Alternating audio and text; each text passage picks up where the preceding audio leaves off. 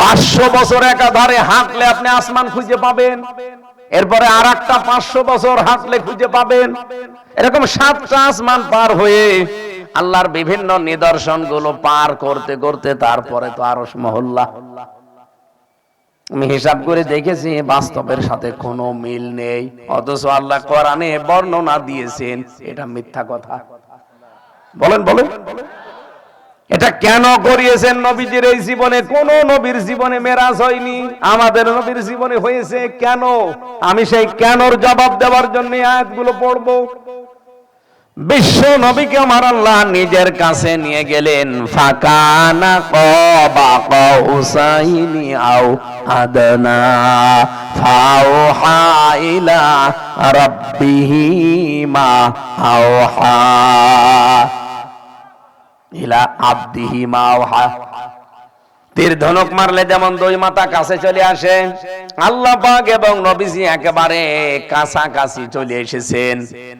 কোন কোন বর্ণনায় পেয়েছি বিশ্ব নবী আল্লাহকে সরাসরি দেখেছিলেন, কোন কোন বর্ণনায় পেয়েছি না উনি সরাসরি দেখতে পারেননি, পর্দা ছিল সামনে।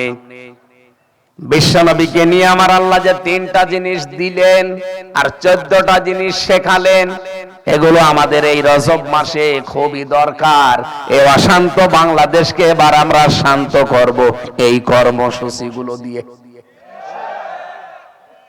আজকের যে আয়াত আমার আল্লাহ প্রথমে তাকে দিয়েছিলেন, সূরা বাকারার শেষের 2টা আয়াত 285 এবং 86, এই 2টা আয়াতের ভেতরে আমি পেয়েছি প্রথমে কিভাবে ঈমান আনবেন, ঈমান আনার পদ্ধতি কি কি, এগুলো আল্লাহ তাকে দিয়েছেন। 2 নম্বরে আল্লাহর কাছে কি করে ক্ষমা চাইতে হয়, নিজের অপরাধের স্বীকৃতি কি করে দিতে হয়, আমার আল্লাহ এগুলো তাকে দিয়েছেন। 3 নম্বরে কাফের মুশরিকদের প্রতি কি করে বিজয় অর্জন করার জন্য আল্লাহর কাছে ধর্ণা দেওয়া লাগে, এইটা আল্লাহ তাকে দিয়েছেন। এই 2টা আয়াতের ভেতরে এই 3টা বিষয় আমি পেয়েছি।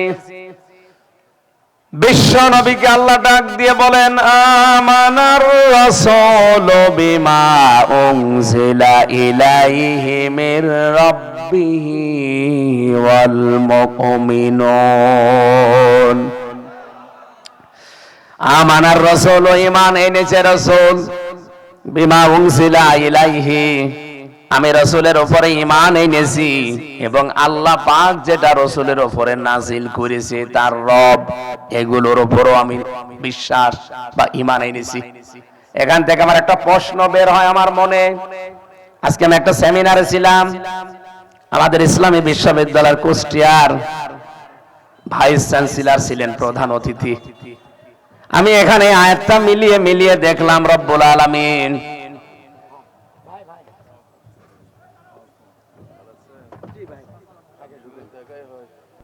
মিল্টন ভাই, সুবহানাল্লাহ আলহামদুলিল্লাহ লা ইলাহা ইল্লাল্লাহ, সুবহানাল্লাহ আলহামদুলিল্লাহ লা ইলাহা। জরুরি কাজ আছে আর না, আপনাদের দেখলে কাজের উপরে থাকে না, একটু একটু হালকা পিছিয়ে দেন, একটু ঠিক আছে। সুবহানাল্লাহ আলহামদুলিল্লাহ লা ইলাহা ইল্লাল্লাহ, লা ইলাহা ইল্লাল্লাহ মুহাম্মাদুর রাসূলুল্লাহ। ঈমান আনবেন কিসের উপরে, সেই বিষয়গুলো আল্লাহ প্রথমে এখানে দিয়েছেন। আল্লাহ পাক বলেন, কুল্লুনা আমানা বিল্লাহি ওয়া মালাইকাতিহি ওয়া কুতুবিহি ওয়া রুসুলিহি, ফেরেশতাদের উপরে, আল্লাহর উপরে, ফেরেশতাদের উপরে, কিতাবের উপরে, রাসূলদের উপরে। আমার প্রশ্ন হচ্ছে, আমরা তো এগুলো বিশ্বাস করি, এ আবার বলা দরকার কি? না, এর বাস্তব কিছু প্রেক্ষাপট আছে। কোন মানুষ যদি বলে আল্লাহ তোমাকে আমি বিশ্বাস করি, তার ভেতরে এই টেন্ডেন্সি তৈরি হওয়া লাগবে যে আমি সব সময় আল্লাহর সামনে আছি। এটা যত দৃঢ় হবে তার ভেতরে যে আমি সব সময় তোমার সামনে আছি, ওই লোকটার জন্য জীবনে, এই দুনিয়ার জীবনে কোনোদিন কোনো অপরাধে জড়িত হওয়া সম্ভব না। 2 নম্বরে অমালাইকাতিহি, মালাকুন না মালাইকা বহুবচন দিয়েছেন। যত ফেরেশতা তোমার আছে সব আমি বিশ্বাস করে নিয়েছি, তাদের উপরও আমার ঈমান বা বিশ্বাস আছে। বিশেষ করে আমার এই শরীর থেকে শুরু করে পাহারাদার হিসাবে কমপক্ষে 19 জন ফেরেশতা দায়িত্বে আছে নিয়মিত। 2 জনের ব্যাপারে সবচাইতে ভয়ঙ্কর কথা আছে কোরআনে, কিরামান কাতিবিনা ইয়ালামুনা মা তাফআলুন। সম্মানিত 2 জন লেখক 2 কাঁধে বসে তারা আমাদের জীবনের কর্মকাণ্ডগুলো লিখতেছে। এই বিশ্বাস যত বেশি দৃঢ় করবে মানুষ, তার জীবনও তত পরিচ্ছন্ন থাকবে যে আমি যা করছি একটা কিছু বাদ যাবে না, সব লিখতেছে 2 জন সম্মানিত লেখক। 3 নম্বরে কুতুবিহি, আল্লাহ কিতাব না দিয়ে কুতুব দিয়েছেন বহুবচন। শুধুমাত্র এইটা না, এর আগে আল্লাহ যত কিতাব পাঠিয়েছিলেন 104 খানা বলা হয়, সবগুলো আমি বিশ্বাস করি এবং সবগুলোর ভেতরে যে তথ্য ছিল সব সামারাইজ করে আল্লাহ কোরআনে কারিমে দিয়েছে, এইটাও বিশ্বাস করি। অরসুলিহি, আমার শুধু একজন রসুল না, এর আগে বহু রসুল আল্লাহ দুনিয়ায় পাঠিয়েছিলেন। সব রসুলের উপরে আমার সম্মান, মর্যাদা, বিশ্বাস আমি রাখি, কিন্তু মানার ক্ষেত্রে শুধুমাত্র মানি মুহাম্মাদুর রাসূলুল্লাহকে। সূরা আলে ইমরানের ভেতরে আয়াতের ব্যাখ্যা করতে গিয়ে একটা আয়াত পেয়েছি, ওয়াইদা খাদাল্লাহু মিসাকান নাবিয়িনা লামা আতাইতুকুম মিন কিতাবি ওয়া হিকমাতিন সুম্মা জাআকুম রাসূলুম মুসাদ্দিকুল লিমা মাআকুম লা তু'মিনুন্না বিহি ওয়া লা তানসুরুন্না ক্বালা আ'আকরারতুম ওয়া আখাযতুম আলা যালিকুম ইসরি ক্বালু আকরারনা ক্বালা ফাশহাদু ওয়া আনা মাআকুম মিনাশ শাহিদিন। আল্লাহ পাক বলেন, স্মরণ করো ওই সময়ের কথা যখন আমি সমস্ত নবীদের কাছ থেকে অঙ্গীকার নিয়েছিলাম। এই অঙ্গীকারটা নিয়েছে কে? বলেন বলেন। আল্লাহ বলেন, আমি একটা অঙ্গীকার নিয়েছিলাম, তাদের কাছে যে কিতাব পাঠিয়েছি ওই কিতাবের ভেতরে আমি এ কথা আগেই দিয়ে জানিয়েছি যে প্রত্যেকটি কিতাব যাকে দিলাম তার কাছে সংবাদ পাঠালাম, তোমার পরে তোমার পরে তোমার পরে একজন রসুল আসতেছে, তাকে যদি কেউ পেয়ে যাও তাকে সাহায্য করবা, তার উপরে ঈমান আনবা, বিশ্বাস করবা। যারা আমার এই ঘোষণা এতদিন শুনেছে, সেই দুনিয়া তৈরি হওয়ার পর থেকে মুহাম্মদুর রাসূলুল্লাহ আসার আগ পর্যন্ত প্রত্যেকেই বলেছে ক্বালু আকরারনা, আমরা স্বীকার করলাম। আমি আয়াতের তাফসীর যতগুলো মিলিয়েছি আমার মাথার ভেতরে এটা ধরা পড়েছে। বিশ্বনবী বলেন, আয়াত নাযিল হওয়ার শানে নজুলে পেয়েছি সূরা আলে ইমরানের আয়াত, এটা 81 নম্বর আয়াত। হযরতে জিবরাইল আমাকে জানিয়েছে, হে নবী, আয়াতটা নাযিল হওয়ার পর থেকে কিয়ামত পর্যন্ত যদি মুসা নবী দুনিয়ায় কোনোদিন আসে, উনি আল্লাহর কাছে বহুবার বলেছিলেন, আল্লাহ নবী বানিয়েছেন, খুশি আছি।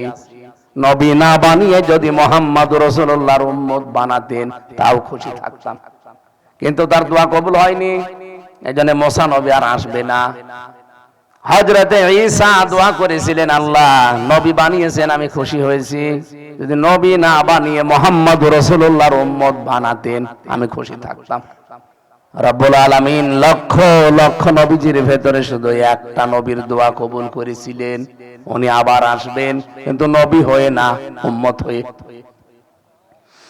নবীজি বলেন, জিবরাইল আমাকে আয়াত নাযিল হওয়ার পরে জানিয়েছে, হে রাসূল, কিয়ামত পর্যন্ত যদি আপনার পরে কোন মুসা নবীও কোনদিন আসে, হযরত ঈসাও নবী হয়ে আসে দুনিয়ায়, আর কোন মানুষ যদি পৃথিবীতে আপনার আদর্শ ছেড়ে দিয়ে তাকে গ্রহণ করে, আপনি ঘোষণা দিয়ে যেতে পারেন লোকটা জাহান্নামী। কিছু বুঝে চিল্লাচ্ছেন নাকি আন্দাজে?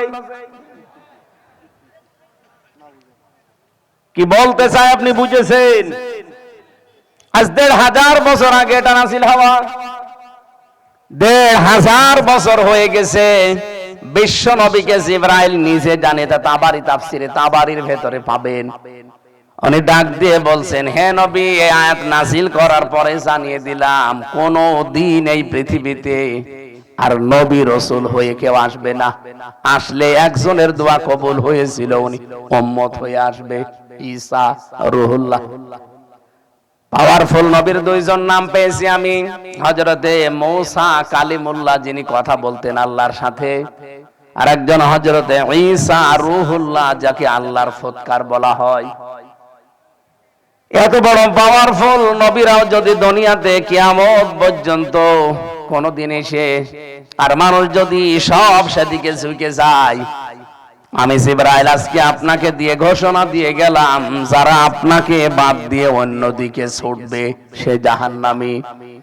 এই আয়াতের তাফসীর অনুযায়ী বলা যায়, খ্রিস্টানরা হযরতে ঈসা রূহুল্লাহকে মেনে চলে, এই জন্য ওরাও জাহান্নামী। ইহুদিরা হযরতে মুসা আলাইহিস সালামকে মেনে চলে, যদিও তারা মানে না, খালি মুখে বলে, তারাও জাহান্নামী।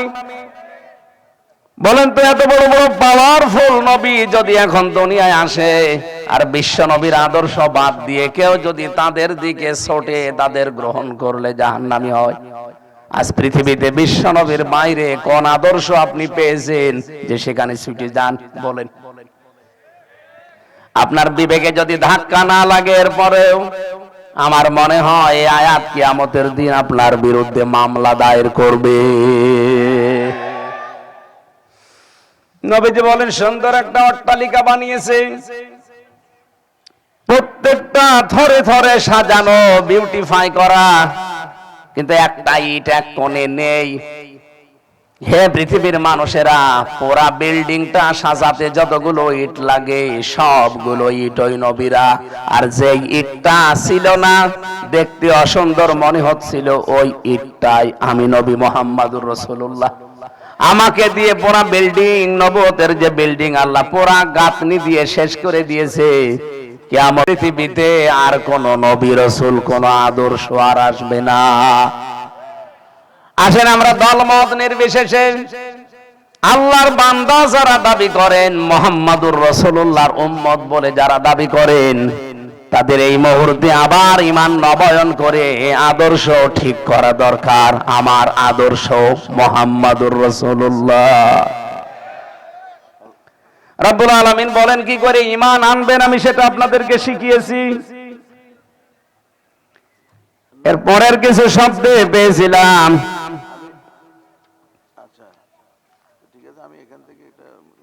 وقالوا سمعنا وأطعنا غفرانك ربنا وإليك المصير। আমরা ঈমান কিভাবে আনবো? কোরআনের কথাগুলো শোনার পরে যে মানুষগুলো বলতে পারবে যে আমরা শুনলাম আর মেনে নিলাম, আল্লাহ বলেন এই মানুষগুলোর জন্য আমি আল্লাহর ক্ষমা নিয়ে আমি বসে আছি। জোরে বলুন সুবহানাল্লাহ। ঈমান আনলে কয়েকটা বিষয় এখানে অলরেডি আমরা পেয়ে গেছি। আল্লাহ রাব্বুল আলামিনের কাছে ক্ষমা চাওয়া লাগবে এবং এই বিশ্বাস নিয়ে বাকি জীবন চালানো লাগবে, আমি যা করি ফিরে যাওয়া লাগবে ভগবানের কাছে। কার কাছে? এখানে শব্দটা ইলাইকাল মাসির, তোমার কাছে আমরা ফিরে যাব।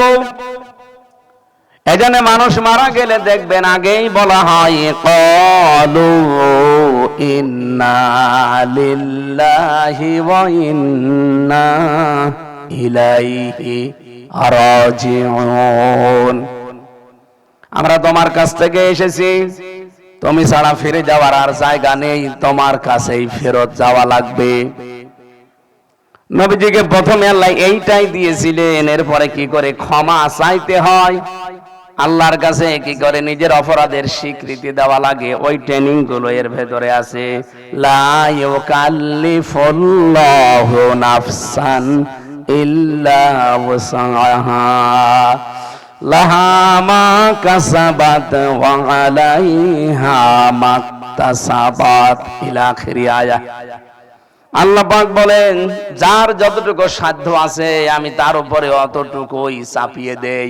সাধ্যের অতিরিক্ত কোনো বোঝা আমি দুনিয়ায় কারো উপরে চাপাই না। আপনি সহ্য করতে পারেন 20 কেজি, আপনার মাথার উপরে জীবনও আল্লাহ এমন বিপদ দেবে না যে 50 কেজি হয়ে গেছে। লাহা মা কাসাবাত ওয়া আলাইহা মাকতাসাবাত। পৃথিবীতে যে যা অর্জন করবে ওইটা নিয়ে এসে কিয়ামতের দিন আল্লাহর সামনে উঠবে। কেউ অন্য কারো অপরাধের বোঝা নিয়ে কিয়ামতে উঠবে না। আমি আবার বলছি, যে যেই ধরনের অপরাধ করবে ওইটা নিয়ে কিয়ামতের দিন সে আমার আল্লাহর সামনে হাজিরা দেবে, দাঁড়াবে। রব্বানা লা তুআখিযনা ইন নাসিনা আও আখতানা। এই মানুষগুলো আল্লাহর কাছে ক্ষমা চাওয়ার নিয়ম বা পদ্ধতি এইটা, এভাবে বলবে, রব্বুল আলামিন আমাদেরকে ধরবেন না, আমাদেরকে পাকড়াও করবেন না, আমরা যেগুলো ভুলে করি নাই অথবা করতে গিয়ে ভুল হয়ে গেছে। এখানে দুইটা শব্দ আছে, নিসিয়ান এবং খতায়া। নিসিয়ান মানে ভুলে করি নাই, আর খতায়া মানে করতে গিয়ে ভুল হয়ে গেছে। এরকম যত কর্মকাণ্ড এই 34 বছরে আমি করেছি, আল্লাহ তুমি সব ব্যাপারে আমারে মাফ করো, আমারে ধরবা না। রব্বানা ওয়ালা তাহমিল আলাইনা ইসরান কামা হামালতাহু আলাল্লাযিনা মিন ক্বাবলিনা রব্বানা ওয়ালা তুহাম্মিলনা মা লা তাকাতা লানা বিহি ওয়া'ফু আন্না ওয়াগফির লানা ওয়ারহামনা আনতা মাওলানা ফানসুরনা আলাল কওমিল কাফিরিন। বলেন আমিন। এখানে কিছু পদ্ধতি শিখিয়েছেন আল্লাহ।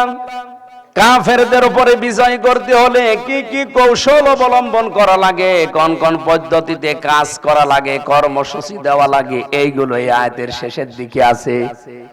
নবীজিকে দ্বিতীয় নম্বরে আল্লাহ যেটা দিয়েছিলেন তার নাম সালাত। 50 ওয়াক্ত দিয়েছিলেন প্রথমে, উনি তো আনন্দে নিয়ে আসছিলেন। 3 নম্বরে বিশ্ব নবী মুহাম্মদুর রাসূলুল্লাহ সাল্লাল্লাহু আলাইহি ওয়াসাল্লামকে 3 নম্বরে যেটা আল্লাহ দিয়েছিলেন তার নাম ঘোষণা, ইন্নাল্লাহা লা ইয়াগফিরু আইয়াশরাকা বিহি ওয়া ইয়াগফিরু মা দুনা যালিকা লিমান ইয়াশা। হে নবী, আপনাকে আমি ঘোষণা দিয়ে জানালাম, পৃথিবীতে ফিরে যান, সবাইকে আমি মাফ করার ঘোষণা দিয়েছি, শুধু মুশরিককে মাফ করব না। এ দুনিয়ায় শুধু আপনাকে না, আপনার পূর্বে যত নবী রাসূল আমি পাঠিয়েছিলাম, ওয়ালাকাদ উহিয়া ইলাইকা ওয়া ইলাল্লাযিনা মিন ক্বাবলিকা লা ইন আশরাকতা লা ইয়াহবাতান্না আমালুকা ওয়া লা তাকুনান্না মিনাল খাসিরিন। সূরা জুমারের 65 নম্বর আয়াতের ভেতরে আল্লাহ জানিয়েছেন, হে নবী, আপনাকে আর আপনার পূর্বে যত নবী রাসূল পাঠিয়েছি প্রত্যেকের কাছে এই ওহী নাযিল করা ছিল যে শিরিক নিয়ে আমার কাছে আসা যাবে না। শিরিক মিশ্রিত কোন জীবন যদি কেউ গঠন করে, ওর জীবনের যত ভালো ভালো কাজ ছিল সব ব্যর্থ করে দেব। বলেন নাউজুবিল্লাহ। এই যে 3টা জিনিস নবীজিকে আল্লাহ দিলেন, 1 নম্বরে সূরা বাকারার শেষের 2টা আয়াত, 2 নম্বরে 50 ওয়াক্ত নামাজ, 3 নম্বরে একটা ঘোষণা যে মুশরিকদেরকে maaf করব না। এবার আসেন তো, আমাদের ভেতরে কোন মুশরিক আছে কিনা? যেহেতু আল্লাহ maaf করবে না বলে সাফ জানিয়ে দিয়েছেন, আল্লাহ যেটা পারে ওইটা অন্য কেউ পারে, এই বিশ্বাস করার নাম হচ্ছে শিরিক। আর শিরিক যে করে সে মুশরিক। এবং এমন মানুষ আছে কিনা আমি জানি না, আল্লাহ যেটা পারে ওইটা অন্য কেউ পারে। আরো জোরে বলেন। আসমান আর জমিন বানিয়েছে কে? অন্য কারো কোনো হাত এখানে আছে? বলেন বলেন।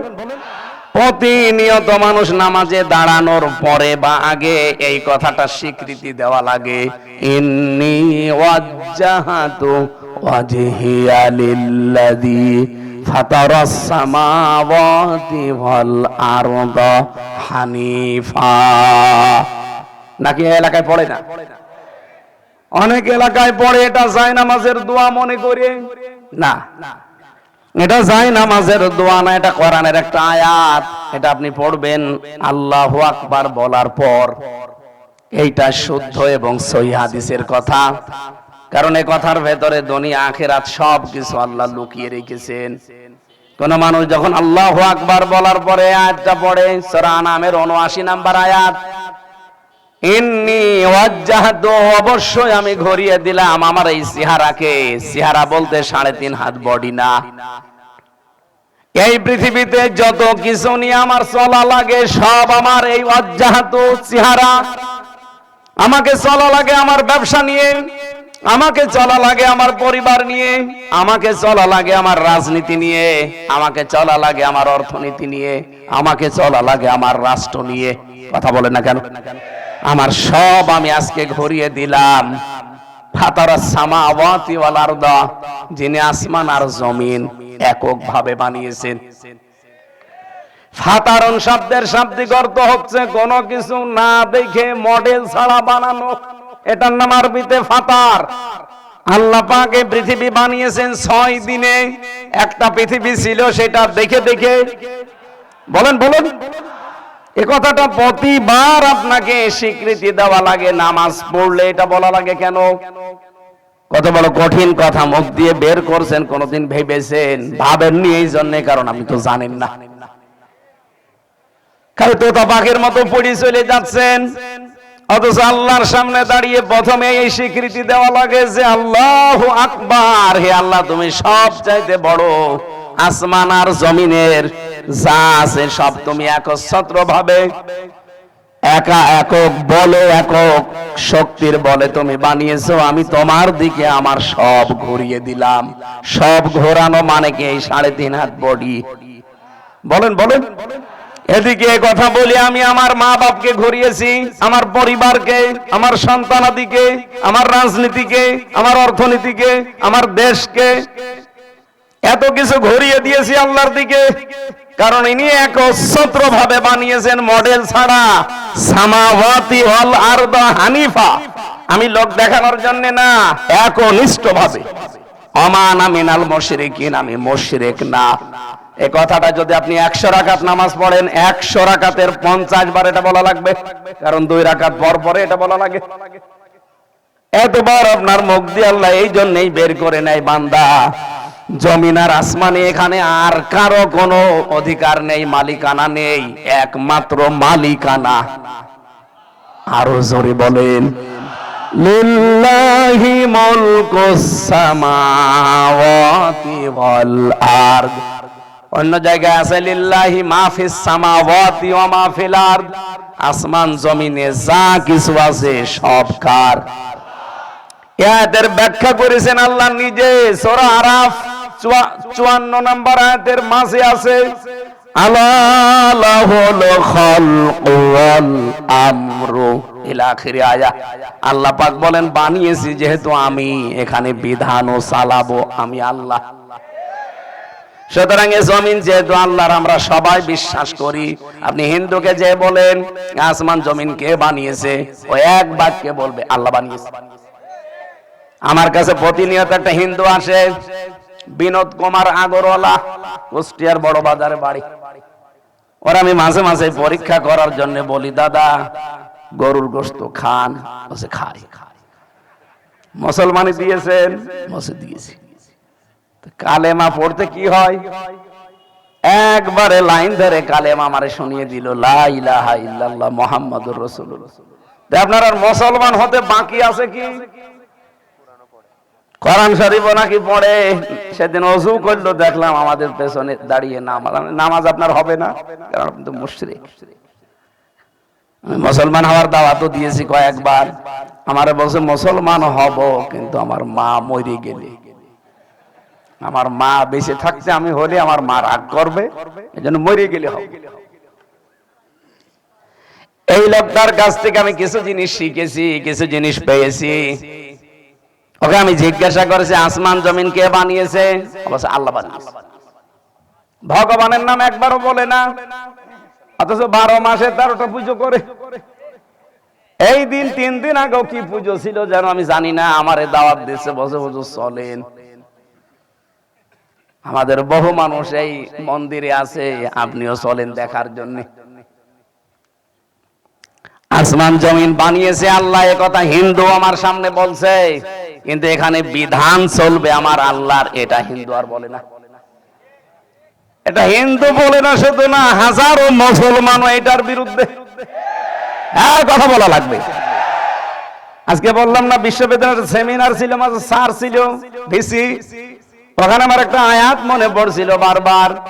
এটা সূরা নেসা 5 নাম্বার পারার 6 নাম্বার পৃষ্ঠা 13 নাম্বার লাইনের 60 নাম্বার আয়াতে আছে। বাড়ি যে একটু মিলাবেন সবাই।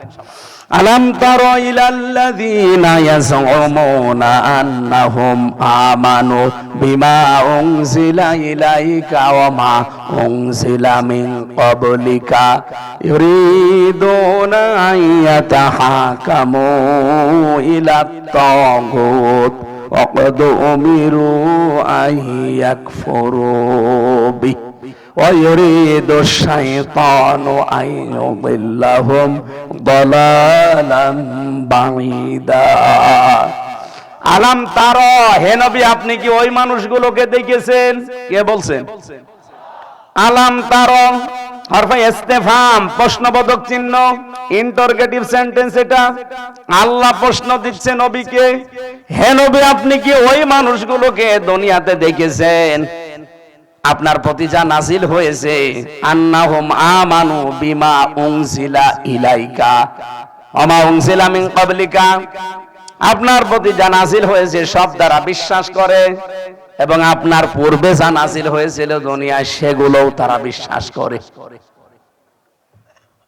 ইউরিদুনা আইয়াতাহাকামু ইলাত তাগুত, কিন্তু যখন তাদেরকে বলা হয় বিচার আচার মানা লাগবে, আল্লাহর নাজিলকৃত কিতাব দিয়ে বিচার করা লাগবে, পরিবার সমাজ রাষ্ট্র চালানো লাগবে আল্লাহর নাজিলকৃত কিতাব দিয়ে, অকদমিরু আইয়াকফুরু বি, যাদেরকে নিষেধ করা হয়েছিল শয়তানের আনুগত্য করা যাবে না, তাগুতের কথা মানা যাবে না, হে নবী আপনি দেখবেন এই মানুষগুলো বিশ্বাস করে আমার কিতাব কোরআন, এর আগে নাজিল হওয়া কিতাবও তারা বিশ্বাসী, কিন্তু যখনই বিচার আচারের কথা বলা হয় আইয়াতাহাকামু ইলাত তাগুত, তখন আস্তে করে তারা তাগুতের দিকে ছুটে যায়। এখানে তাগুতের অর্থ মানুষের তৈরি করা আইন। আমার তো আয়াতগুলো পড়লে মনে হয় আল্লাহ মনে হয় এই 2026 সালে আরেকবার নাজিল করেছে। আপনি দেখেন বাংলাদেশে বহু মানুষ এরকম আছে, এই কিতাব আল্লাহ নাজিল করেছে বিশ্বাস করি, এর আগে যে তাওরাত জবুর ইনজিল আল্লাহ নাজিল করেছিল মানি। ইউরিদুনা ইয়াতাহাকামু ইলাত তাগুত, যখনই বলবেন আসেন এর ভেতরে বিচার ব্যবস্থা আছে, এটা আমরা মেনে নেই, তখন তারা মানুষের তৈরি করা আইনের দিকে দৌড়িয়ে চলে যায়। এরকম মানুষ বগুড়ায় নেই? আরো জোরে বলেন। ওয়াইরিদু শাইতান আইয়ুদিল্লাহুম দালালাম বাঈদা, শয়তান তাদেরকে অতল গহ্বরে, এখানে শব্দটা হচ্ছে দালালাম বাঈদা, বিভ্রান্তি এবং গোমরাহির অতল গহ্বরে নিয়ে ফেলে রেখেছে। এই জন্য ওই চোখ দিয়ে কিছু দেখতে পায় না, ওই কানে কিছু শুনতে পায় না, ওই হৃদয়ে কিছু ধারণ হয় না। আমার মনে হয় বাংলাদেশে বহু মানুষ এই আয়াতের ভেতরে অলরেডি পড়ে গেছে। আল্লাহ আমাদেরকে যেন বাঁচান, বলেন আমিন। ও বগুড়াবাসী, এই জন্য শিরক যদি কারো জীবনে থাকে তার মাপ পাওয়ার কোনো কায়দা নেই, মন থেকে তওবা করে ফিরে আসা ছাড়া। না, আল্লাহ যেটা পারে ওইটা অন্য কেউ পারে, এই বিশ্বাস করার নাম শিরক। আর শিরক যারা করে তারা মুশরিক। কেবল আপনারা সবাই স্বীকার করলেন, আমাদের ওই হিন্দু পর্যন্ত, যে আসমান জমিন এসে বানিয়েছে আল্লাহ, এখানে বিধানও চলবে কার? এটার বাইরে যারা আছেন তারা আল্লাহর আইনের সাথে শিরক করছেন। না বোঝার ভান করে আছেন কারা? হাত তোলেন তো। বগুড়া মানুষ শিক্ষিত তো ভালো। দ্বিতীয় নম্বর পেয়েছিলেন কি? 50 ওয়াক্ত নামাজ পেয়ে নবীজি আনন্দে আত্মহারা হয়ে আসছিলেন। ষষ্ঠ আসমানে হঠাৎ করে হযরতে মুসা নবীর সাথে দেখা। ডাক দিয়ে বলে, হাবিব, কি দিয়েছে আপনাকে আল্লাহ? উনি বলছেন 50 ওয়াক্ত নামাজ দিয়েছে, 6 মাস রোজা দিয়েছে। নবী মুসা ডাক দিয়ে বলেন, হে রাসূল, আপনার চাইতে আমার অভিজ্ঞতা বেশি আছে, কারণ দুনিয়ার জীবন আমি শেষ করে এসেছি। আপনি আবার ফেরত যান আল্লাহর কাছে। আমার উম্মত এত শক্তিশালী ছিল, মাত্র 1 ওয়াক্ত নামাজ দিয়েছিল, তাই তারা পারে নাই। আর আপনি 50 ওয়াক্ত নিয়ে আনন্দে লাফান। যান, ফেরত যান, বলেন একটু কমিয়ে দিতে। নবীজি গেলেন, আল্লাহ কমিয়েছে। আবার আসলেন, আবার দেখা করে বলছে আবার যান। এভাবে কমাতে কমাতে আর মাত্র 5 ওয়াক্ত আছে। মুসা নবী বলছেন, না, আপনি আরো যান। বিশ্ব নবী বলেন, মুসা, কি বলো? আল্লাহ আমাকে দিতে চায় আর তুমি খালি কমাতে চাও। আমার যেতে লজ্জা করছে, আমি আর যাব না। রব্বুল আলামিন আমাকে জানিয়ে দিয়েছেন, মা ইউবাদদালুল কাউলু লাদাইয়া ওয়া মা আনা বিযাল্লামিল লিল আবিদ। সূরা কফের 29 নম্বর আয়াতে আছে, আল্লাহ বলেন, আমি যেটা সিদ্ধান্ত নিয়ে ফেলেছি, যেটা লিখে দিয়েছি, ওটা আর কোনো রদ বদল হবে না। ওটা কিয়ামত পর্যন্ত একই থাকবে। 50 ওয়াক্ত তো আমি লিখেই ফেলেছি, শুধু আপনার কনসিডারের কারণে আমি কমিয়েছি। আমার বান্দার উপরে আমি জুলুম করি না। আপনার বান্দাদেরকে, আমার বান্দাদেরকে দুনিয়ায় যে জানিয়ে দেবেন, যদি 5 ওয়াক্ত নামাজও সঠিকভাবে আদায় করতে পারে, 50 ওয়াক্ত নামাজের সওয়াব দিয়ে দেব। আমার মনে হয় এখানে 5 ওয়াক্ত নামাজ পড়ার মতো মানুষও অনেকে নেই, 2 ওয়াক্ত পড়ে। এক কথা বলেন না কেন? নবীজি সর্বশেষ যখন আসার সময়, এই যে 5 ওয়াক্ত নিয়ে 45 ওয়াক্ত কমিয়ে যখন আসছিলেন, হঠাৎ করে একটা গম্বুজ দেখলেন। এত সুন্দর ঘর জীবনে তিনি দেখেননি। ডাক দিয়ে বলে, ইয়া আখি জিবরাইল, ভাই জিবরাইল, এইটা আবার কি? উনি বললেন, আগে আপনি ঘুরে দেখেন। চারিদিকে ঘুরে দেখলেন, লেখা আছে বিসমিল্লাহির রহমানির রহিম। এটা লেখা দেখেই দেখলেন প্রতিটি অক্ষরের নিচ দিয়ে ফোঁটা ফোঁটা হয়ে পানি পড়ে নালা হয়ে যাচ্ছে, আর ওই গম্বুজের ভেতরে পড়ছে। ডাক দিয়ে বলেন, জিবরাইল, এটা কি? আমি বুঝতে পারলাম না। এটার নাম হাউজে কাউসার। কিয়ামতের কঠিন ময়দানে এখান থেকে 1 গ্লাস পানি কেউ খেতে পারলে তার জান্নাতে যাওয়ার আগে আর পিপাসা লাগবে না। হযরতে মুহাম্মদুর রাসূলুল্লাহ ওই দিনই বলেছিলেন, ভাই জিবরাইল, এটা পাওয়া যাবে কি করে? বলে, পাওয়া যাবে যে কি লেখা আছে, কি বিসমিল্লাহির রহমানির রহিম। এই দুনিয়ার ময়দানে যে কোনো কাজের আগে যারা বিসমিল্লাহ বলে হাত দেবে, আমার আল্লাহ তাদেরকে এইটা দান করবে। আমার এই আয়াতের এই শানে নজুল পড়ার পরে মাঝে মাঝে মনে হয়, বাংলাদেশের শহীদ রাষ্ট্রপতি জিয়াউর রহমান, উনি সংবিধানে বিসমিল্লাহির রহমানির রহিম এইটা উনি লিখেছিলেন। কথা বলেন না কেন? আপনি ডক্টর কামালের সংবিধান দেখেন, সেখানে এটা লেখা ছিল না। উনি এটা লিখেছিলেন, আল্লাহর উপরে আস্থা এবং বিশ্বাস হবে দেশ চালানোর মূল মন্ত্র। আমার মাঝে মাঝে ওনার জীবনী আমি পুরাটা পড়েছি। ওনার নাম শুনলে মানুষ শহীদ জিয়া বলে। ওনাকে মানুষ মেরে ফেলেছে, কিন্তু বঙ্গবন্ধু শেখ মুজিবুর রহমান, তাকেও তো মানুষ মেরে ফেলেছে। কিন্তু আজ পর্যন্ত আমি কোনদিন শুনিনি যে কেউ বলেছে যে শহীদ মুজিবুর রহমান। কেউ বলে? অথচ তারাও কিন্তু কেউ মেরে ফেলেছে। কেউ কি কোনদিন বলে যে শহীদ মুজিবুর রহমান? কিন্তু জিয়া নাম শুনলে আগে বলা লাগে শহীদ জিয়াউর রহমান। শাহাদত যদি আল্লাহ তার কবুল করে নেয়, কিয়ামত পর্যন্ত আল্লাহ পাক নিজে তাকে কুদরতি খাবার খাওয়াচ্ছে, খাওয়াবে। আর ওনাকে আল্লাহ যদি এই বিসমিল্লাহর এই আমলের কারণে মাফ করে হাউজে কাউসারের পানি কিয়ামতের ময়দানে 1 গ্লাস দান করে, আমাদের ক্ষতি হবে? বলেন। নবীজি মাঝে মাঝে দুনিয়ায় এসে বলতেন, আল্লাহ আমি কিন্তু বিসমিল্লাহর আমল ছাড়ি না, তুমি আমাকে হাউজে কাউসার থেকে বঞ্চিত করো না। তখন এই সূরা কাউসার আল্লাহ তাকে নাজিল করে সান্ত্বনা দিলেন, ইন্না আতাইনা কাল কাউসার। হে নবী, আপনি কাউসার নিয়ে চিন্তায় আছেন, যান, আপনার অ্যাক্টিভিটিজ আমি দেখেছি, এই হাউজে কাউসারটাই আপনার নামে আমি রিজার্ভ করে দিলাম, আপনার জন্য এটা বরাদ্দ শেষ, কেউ পাবে না। আপনার কাছ থেকে পাবে, কিন্তু দুইটা কাজ দুনিয়ায় করা লাগবে। ফাসাল্লি লি রাব্বিকা ওয়ানহার, যারা রবের জন্য নামাজ পড়বে। বাংলাদেশে বহু মানুষ নামাজ পড়ে রবের জন্য না, লোক দেখানোর জন্য। এমনকি যে ভোট আসতেছে, ভোটের জন্য নামাজ পড়া লাগবে কিসের জন্য?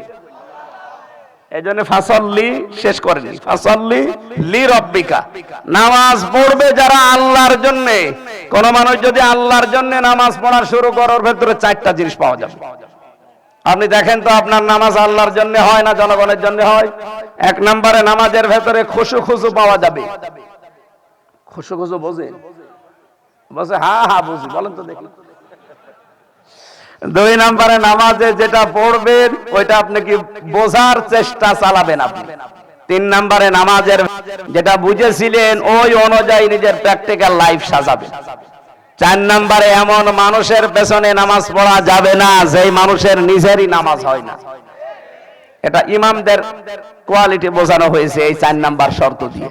সুতরাং ব্যক্তি, পরিবার, সমাজ এবং রাষ্ট্রে যারা ইমামতি করবে, যারা দায়িত্বে থাকবে, এই মানুষগুলো মসজিদের ইমামের মতো না, এদের চাইতে আরো 1000 গুণ ভালো হওয়া লাগবে।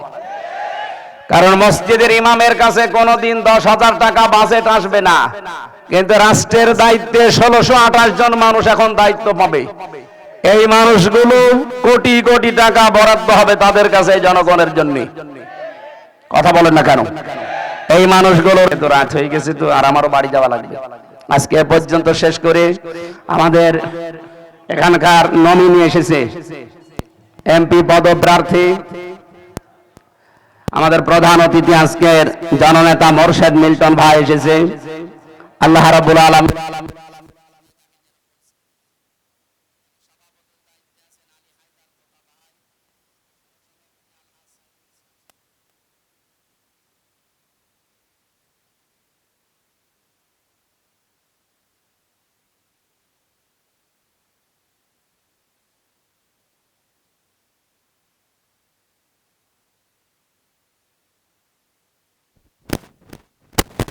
সাইদি রহমতুল্লাহ আলাই উনি যা যা বলতেন আমাকে শেখাতেন, ওইগুলো আমি এখানে লিখেছিলাম, পারলে এগুলো নিয়ে দেন কাজে লাগবে। আমাদের প্রধান অতিথি এখন সালাম দেবেন, এরপর আমরা মোনাজাত করবো। এই আপনারা বসুন।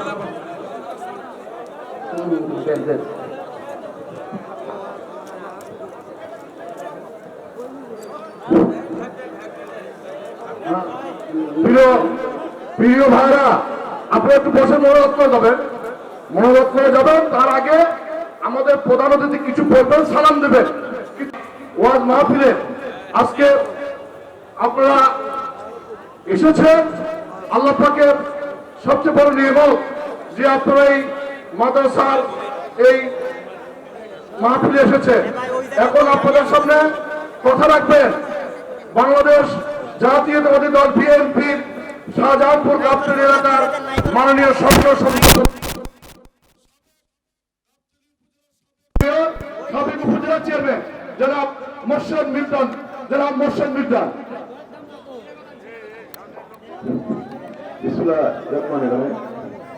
আজকে এই তাফসীরুল কোরআন মাহফিলের শ্রদ্ধেয় এবং সম্মানিত সভাপতি সাবেক চেয়ারম্যান আলী আহমেদ তোতা ভাই, উপস্থিত মঞ্চে প্রধান বক্তা আমার শ্রদ্ধেয়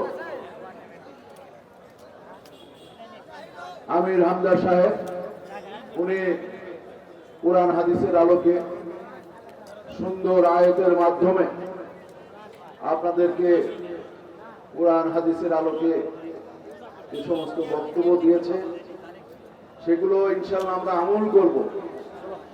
আজকে আমরা যারা ওনার কোরআন হাদিসের আলোকে যে কথাগুলো শুনলাম সেগুলো ইনশাআল্লাহ আমরা আমল করব। এবং বিশেষ করে এখানে যারা যুবক ভাইয়েরা এসেছে, উনি শুধু কুষ্টিয়া থেকে এসেছে।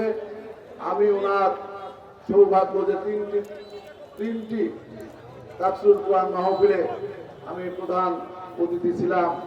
ওনার বক্তব্য এবং কোরআন হাদিসের আলোকে যে কথাগুলো বলে অত্যন্ত সুন্দর এবং সুরলা, সেগুলো যদি আমরা আমল করি তাহলে উনি আজকে কুষ্টিয়া থেকে এসেছে, তাহলে এই তাফসীরুল কুরআন মাহফিল সার্থকতা হবে।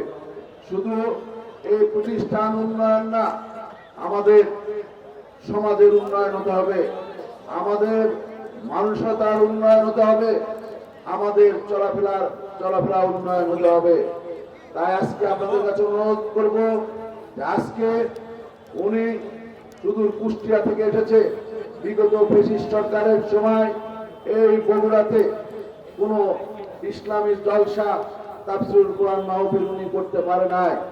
আমাদের মতো উনি নির্যাতিত ছিল এবং উনি আয়না ঘরে ছিল, উনি একজন নির্যাতিত আলেম। তাই তার জন্য দোয়া করবেন আমাদের এবং আমাদের দেশনেত্রী বেগম খালেদা জিয়া। উনি গণতন্ত্রের মা, আপসিং নেত্রী। উনি কয়েকদিন আগে মৃত্যুবরণ করেছে 30শে ডিসেম্বরে। সে এলাকার জনপ্রতিনিধি ছিল এবং বাংলাদেশের তিনবার প্রধানমন্ত্রী ছিল। এলাকার সে অনেক উন্নয়ন করেছে এবং আমাদের ভারপ্রাপ্ত চেয়ারম্যান ব্রিটিশ সরকারের দ্বারা নির্যাতিত ছিল। আজকে সে দেশে এসে সে ভারপ্রাপ্ত চেয়ারম্যান হয়েছে, দলের দায়িত্ব নিয়েছে। আগামী দিনে নির্বাচন হবে 26 সালের ফেব্রুয়ারি মাসে, 12ই ফেব্রুয়ারি। সেই নির্বাচনে আমি আপনাদের প্রার্থী, আপনারা আমার জন্য দোয়া করবেন, আমাদের দেশনেত্রী বেগম খালেদার জন্য দোয়া করবেন এবং আমাদের চেয়ারম্যান, আমাদের ছোট্ট বড় ভাই তারেক ভাইয়ের জন্য দোয়া করবেন এবং যে আজকে প্রধান বক্তা হিসেবে এসেছে তার জন্য দোয়া করবেন, এই আশা রেখে। এবং এই তাফসীরুল কুরআন মাহফিলে আমি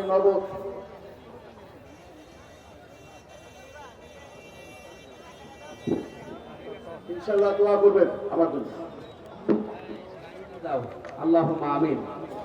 লা ইলাহা ইল্লা আনতা সুবহানাকা ইন্নী কুনতু মিনাজ জালিমিন।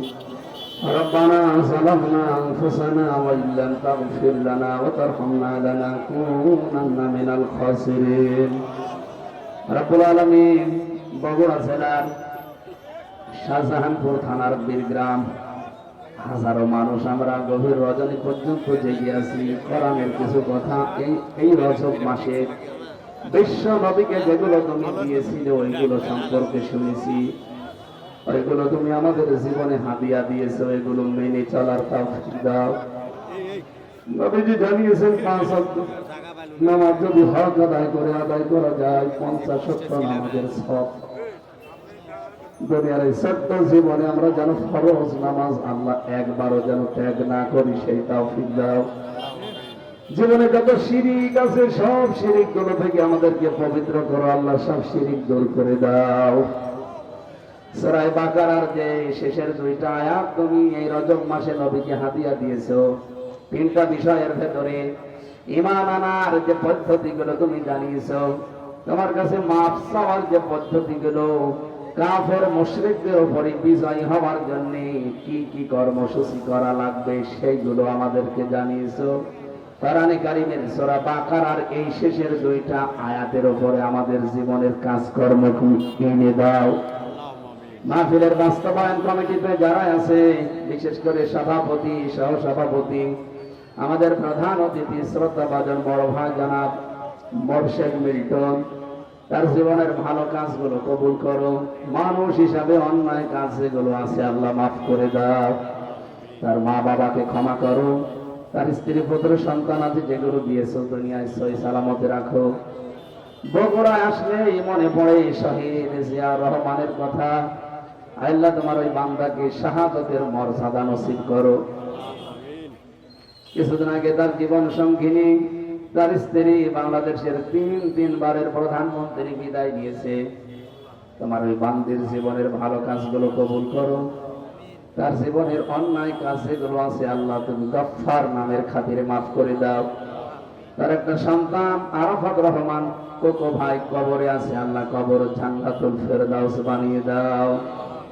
তার আর একটা সন্তান মাসলুম অবস্থায় বিদেশের মাটিতে 17 বছর একাধারে কাটিয়েছে। আল্লাহ তাআলা দেশে ফিরে এসেছে সম্মানের সাথে, সততার সাথে এই পৃথিবীতে বসবাস করার সুযোগ তাকে দান করো। বগুড়ার মাটির নিচে যত মানুষ ঘুমিয়ে গেল, কোরআনের ইজ্জতে আজকে মাফ করে দাও। এই মাদ্রাসা যারা প্রতিষ্ঠা করেছে, দ্বীনের শিক্ষা যারা এখানে দিচ্ছে, ইখলাসের সাথে দায়িত্ব পালন করার সুযোগ দাও। মা বোনেরা পর্দার আড়ালে বসে আছে, আল্লাহ তাআলা এদেরকে তুমি খাদিজার মতো, আয়েশার মতো বানিয়ে দাও। যে বাড়িতে এসে বসেছিলাম আমার আলহাজ রফিকুল ইসলাম, আল্লাহ তোমার এই হাসি বান্দাকেও কবুল করে নাও। জালেমের জেলখানায় 3টা বছর এমন কোন জায়গা নেই যেখানে ওরা টর্চার করে নাই। মাথার চুল থেকে পায়ের তালু পর্যন্ত ওরা প্রত্যেকটি ইঞ্চি জায়গায় টর্চার করেছে। আমার শরীরটাও নষ্ট হয়ে গেছে, কণ্ঠটাও নষ্ট হয়ে গেছে। আমার শরীর আর কণ্ঠটা তুমি আগের মতো আবার ফিরিয়ে দাও।